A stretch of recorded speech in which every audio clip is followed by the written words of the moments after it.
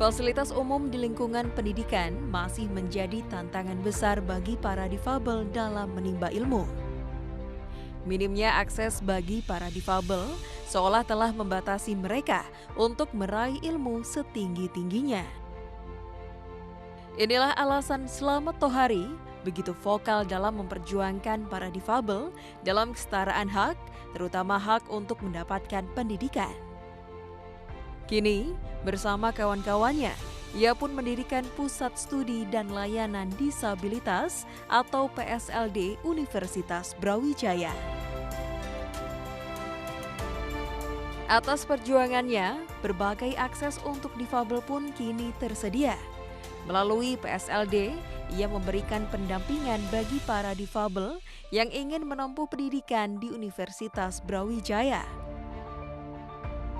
Dengan adanya seleksi program khusus penyandang disabilitas atau SPKPD, Universitas Brawijaya pun berhasil menjadi pelopor kampus ramah difabel.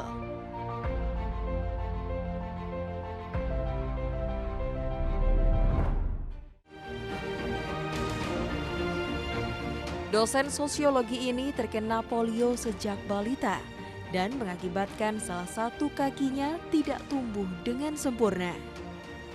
Menjadi penyandang disabilitas sejak kecil, ia pun aktif mendorong berbagai kebijakan berperspektif inklusif di Kota Malang.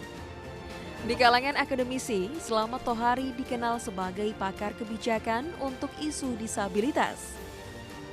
Ia menyelesaikan studi master di University of Hawaii, Amerika Serikat dengan tesis tentang disabilitas dalam sejarah masyarakat Indonesia.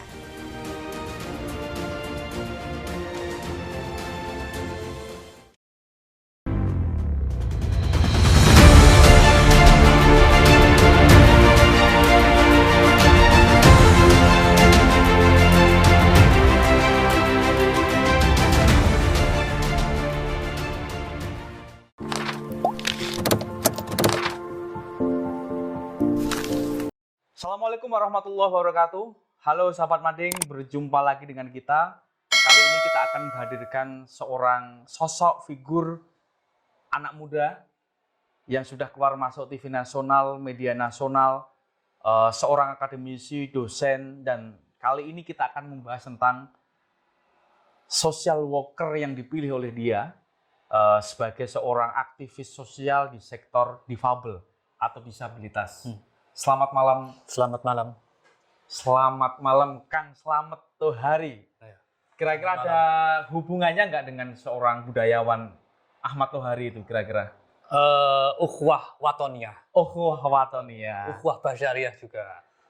Sesama manusia, sesama warga Indonesia itu termasuk hubungan ya. Hubungan. Tetapi ada cerita dari orang tua nggak ada. Kebetulan sama aja. Kebetulan sama aja. Tapi sama-sama orang hebat. Kalau Ahmad Tohari seorang budayawan dan beliau santri yang seorang akademisi. Dan kali ini kita akan ngobrol, berbincang di beberapa sesi tentang aktivitas beliau yang tekun di bidang penggiat disabilitas. Mas Amek, sudah berapa lama menentukan atau jalan panjang ini sebagai penggiat atau social worker? Tadi di belakang dia ingin disebut sebagai social worker. Sudah lama sekali ya, belasan mungkin puluhan. Sejak tahun 2004. 2004. Ya, tetapi gelisahnya itu sejak ya mungkin 2002-2003. Oke, jadi untuk meyakinkan cukup panjang ya 2 tahun ya. Iya. Jadi suatu hari ada konferensi gitu di Jakarta tentang kerukunan umat beragama. Naik kereta. Di dalam kereta itu pada saat itu kereta kan masih tahu sendiri lah ya fasilitasnya. Masih ramai, orang bisa keluar masuk. Ada yang termasuk berdiri, pedagang ya. Pedagang dan itu banyak sekali teman-teman difabel itu yang mohon maaf mengemis, terus membersihkan sepatu atau apa, kemudian minta uang dan seterusnya. Saya harus melakukan sesuatu, apalagi saya yang bisa kuliah saat itu, tapi belum punya ilmu pengetahuan dan energi besar, bayangan ya energi.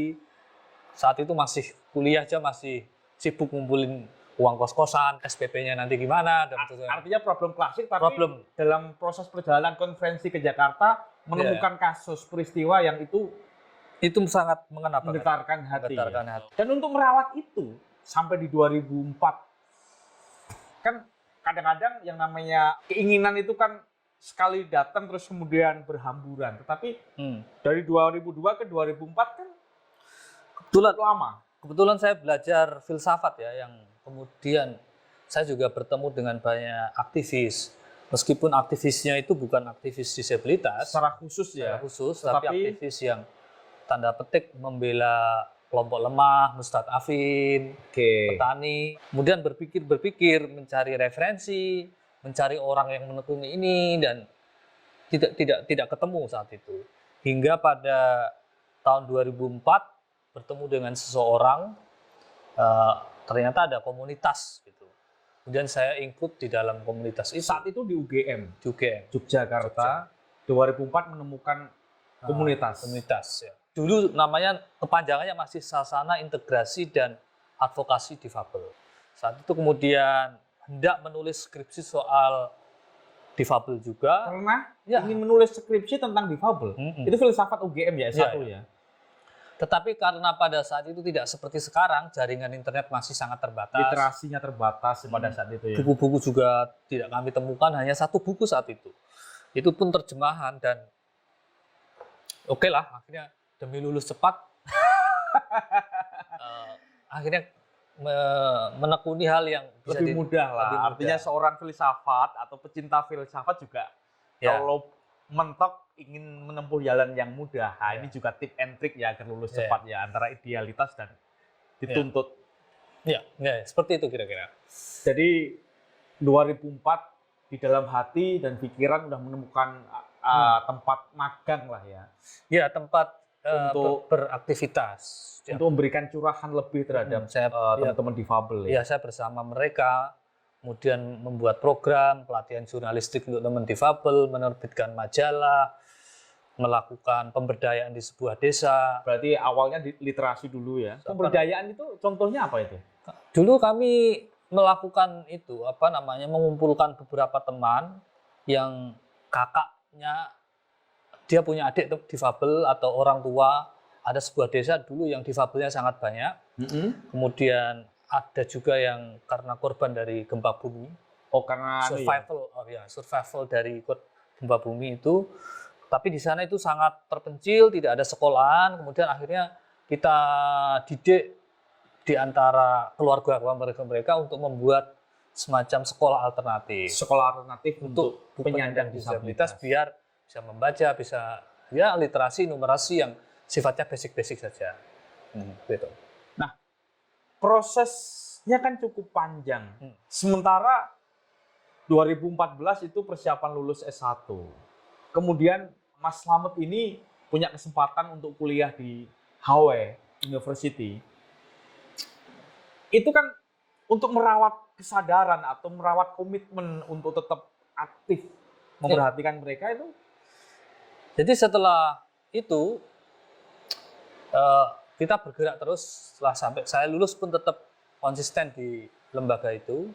Kita demonstrasi. Berapa tahun jarak antara lulus ke sekolah S2 itu? Sekitar 2 tahun ya. 2 tahun ya. Portofolionya cukup lah 2 tahun untuk melakukan hal yang lebih besar ya. Ya, jadi 2 tahun sebelum skripsi dan plus 2 tahun setelah skripsi. Jadi kita demonstrasi, bahkan Trans Jogja itu saat itu kita sudah melakukan advokasi. Bis Trans Jogja. Fasilitas publik di Jogja ya. Guiding block yang jalan yang untuk tunanetra, yang guiding block yang warnanya kuning benjol-benjol itu yang itu kemarin baru ini viral. Sampai itu para pejabat itu malah dibuat syuting. Nah, ya kan? Padahal ini dari 2004 udah berjuang loh kawan-kawan. Itu hanya ada di Malioboro. Di Jogja itu hanya ada di Malioboro. Pada saat itu ya. Selebihnya nggak ada. Saya sambil bekerja saat itu di Yayasan Umar Khayyam dan juga asisten dosen, asisten penelitian di sebuah kampus di Yogyakarta. Kemudian bergerak di itu, tetap bergerak di difabel. nonton film bersama, kunjungan ke kampus-kampus, ngajak komunitas-komunitas mahasiswa Artinya diskusi. Tentu tantangannya sambil meyakinkan publik ya, masyarakat, government, pihak-pihak tertentu, perlahan meyakinkan satu orang untuk direkrut, Disadarkan untuk ayo disadarkan. beraktivitas dengan berbagai cara, Mas. Ada yang menonton film, ada juga yang sifatnya itu mengadakan roadshow misalnya ke komunitas-komunitas mahasiswa atau komunitas-komunitas ormas untuk sekedar nonton film bareng soal disabilitas, diskusi. Artinya Ya, pasar atau yang disasar itu tidak harus yang difabel, tetapi masyarakat secara utuh Iya. harus ngeh dulu ngeh dulu, bahwa sadar. ada loh hal lain yang harus diberikan Iya. ruang ya Iya. difabel. Kalau organizing-nya itu awal-awal dulu malah terlibatnya selain di Sigap itu juga komunitas motor roda 3. Motor roda 3. Ya, Itu ada ya? ada. Motornya roda 3, penggunanya difabel atau? Difabel. Kan dari situ kemudian kalau kita melakukan touring misalnya gitu, itu masyarakat pada Touring. perhatian gitu kan, ya, touring ke Parangtritis atau kemana. Komunitas itu juga kita bisa sharing berbagai ide. Artinya pendekatan, kerangkul, ngajak, memberikan informasi, memberikan literasi, nggak harus dengan hal yang serius-serius ya. Nonton film, touring. Masa orang-orang jadi tahu ternyata ada ya. Semua gitu. Lewat sawah, lewat perapatan itu banyak orang yang lihatin kita. Taruhlah misalnya ada 25 difabel aja arak-arakan gitu. Pakai motor roda 3. Wow, seperti Itu kan festival ya. gitu. Itu akan dikawal polisi dan ambulan juga itu. Ambulan juga Jaga- karena jaga-jaga ya, jaga-jaga. rescue-nya ya kan. Rezekinya. Dan yang jelas awal-awal memulai ini cukup berat ya. Berat. Karena harus meyakinkan banyak orang, ditolak. Baik yang difabel maupun non-difabel. Non-difabel. Cita-cita ini tuh bakal diterima nggak ya orang? Diterima nggak sih gitu kira-kira ya? Kira-kira ya. Bahkan istilah difabel sendiri itu saat itu masih jarang sekali yang menggunakan. Masih penyandang cacat. Undang-undang kita menggunakan. Belum ada ya? Belum ada. Sebelum cerita yang lain, berarti tantangan di tahun-tahun pertama yang paling Mas Slamet kenang apa? Dan itu wow banget lah, sehingga itu cukup mempengaruhi keistiqomahan Kang Slamet sebagai penggiat difabel. Tantangannya itu adalah saat itu, kalau saya boleh mengatakan, adalah meyakinkan aktivis-aktivis lain atau Yang belum menekuni itu, pemangku kebijakan atau kelompok yang punya pengaruh di dalam kekuasaan tertentu itu, sadar bahwa kita ada. Bahkan kita sampai demonstrasi itu nggak pernah ada yang nggak mau menemui itu ada.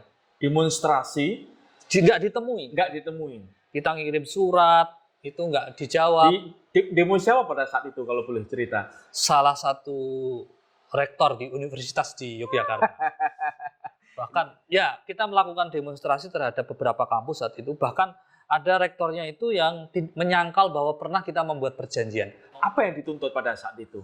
Saat itu terkait dengan ada beberapa cerita dari mahasiswa baru yang mengalami yang mempunyai disabilitas, kemudian dipindah jurusan. Misalnya saya kakinya difabel begitu, jurusannya kimia atau sastra Inggris. Yes.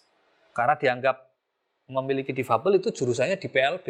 Ada beberapa kasus yang kita kumpulkan, mengadu kepada kita yang kita mau dialogkan sebenarnya. Kenapa bisa terjadi seperti ini? Atau hanya ini stafnya, tapi tidak ada instruksi khusus dari pimpinan, hanya kan sebenarnya bisa klarifikasi dan lain sebagainya.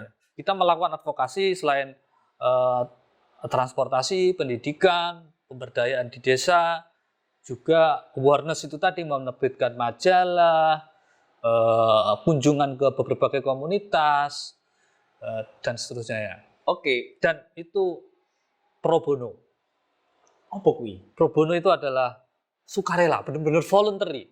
Volunteerism. Volunteer. Nah, ini keren sekali. Bahwa volunteerism itu memang sebaiknya harus melekat dan bersemayam di dalam setiap hati anak muda Indonesia.